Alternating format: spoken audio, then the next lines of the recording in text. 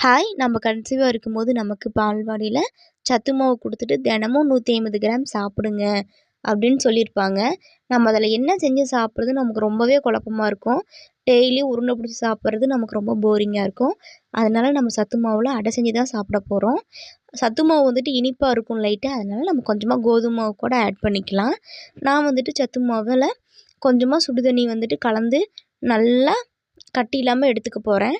கொஞ்சம் பெரிய வெங்காயம், பச்சை மிளகா, வர மிளகா, கருவேப்பிலை, முருங்கைக்கீரை, உப்பு இது எல்லாமே போட்டு நல்லா கலந்து எடுத்துக்க போறோம். இதோடைய அளவுகள் எல்லாமே நான் ஃபுல் வீடியோல குடுத்துருக்கேன். நீங்க பாருங்க. நல்லா அடை போடுற பக்குவத்துல எடுத்துட்டு தோசைக்கல்ல வச்சு நம்ம அடை போட்டு எடுத்துக்கலாம். இந்த அடைக்கு வந்துட்டு நம்ம இன்னைக்கு தேங்காய் சட்னி தான் செஞ்சு சாப்பிட போறோம். நல்லாயிருக்கும். ஆனா கொஞ்சம் லைட்டா இனிப்பா இருக்கு.